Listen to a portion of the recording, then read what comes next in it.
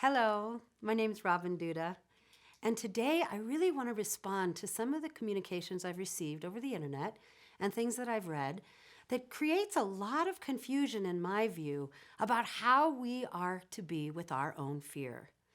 Oftentimes, if you've been on a spiritual path and through different religious modalities and even in the New Age movement, fear is presented as the problem, as that which creates separation, that it's not part of love.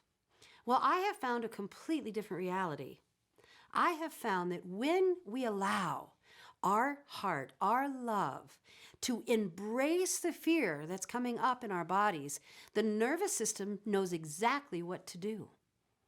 And any of you that have looked at somatic healing processes, Peter Levine did amazing research work, showed us that the animal kingdom knows how to move through moments of absolute terror, let the body transform that energy and come right back into homeostasis if the cycle isn't interrupted. So I want to share something that I have found so exciting. Instead of seeing our fears as something we need to perceive as a weakness or something we need to separate from, I have found that when people are working through their past fears or even in the moment fears, if they commit to going through full cycles of expression, which might mean going to the bathroom when it comes up, it might mean going to the car, it might mean you got to remove yourself from the environment for a minute or two or 10, but when you allow yourself to go through the full cycle of expressing fear, whether it's sound, whether your body wants to move and run, whether you need to scream into a pillow, whatever your body naturally wants to do, I find that you can come back into homeostasis and then you can go into inquiry. Self-knowledge is increased when you can ask the question, what triggered that fear? And here is the issue of discernment.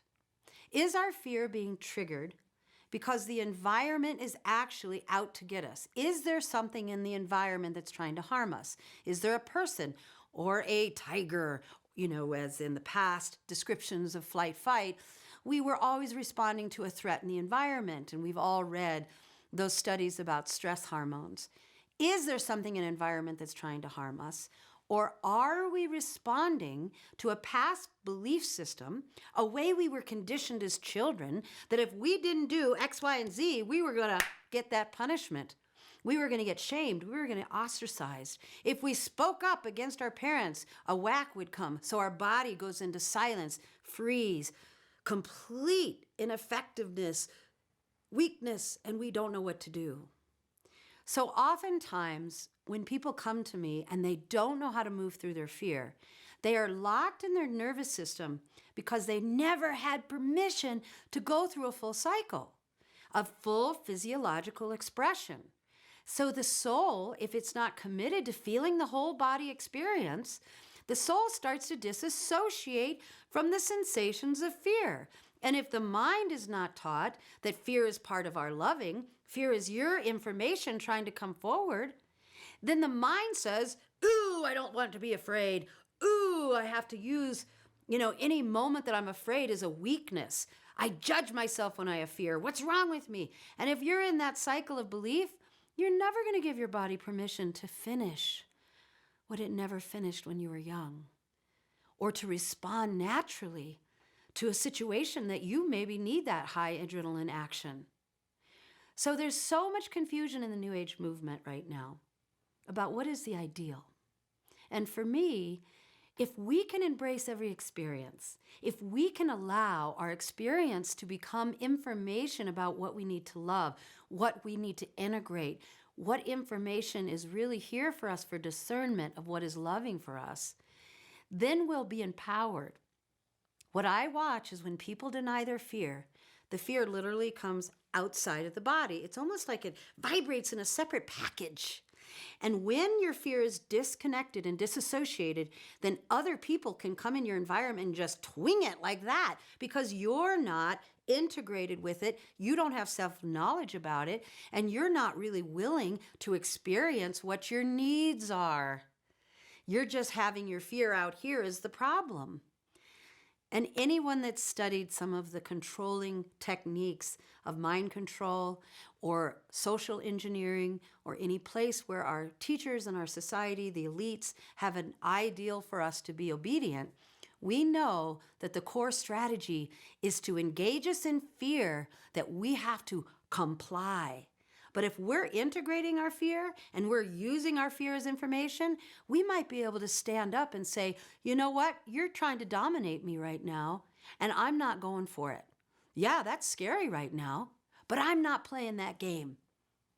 I'm going to love my fear, get in my power, speak my needs, feelings, and wants, and you're not going to control me anymore, even though you're threatening me.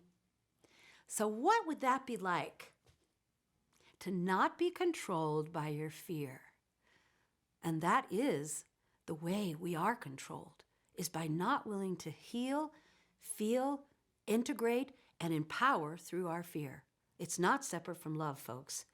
And this is what I've discovered through working with trauma with so many clients, that they get empowered when they bring all of their emotional body back into the tissue, and the soul says, yes, I want that experience. That's part of my evolution. I'm not going to run from my fear anymore. That's the doorway to my evolution. So I'm going to do another couple videos about fear, because there's so many strategies I've learned that I want to share with you. And some of it is based in really great research.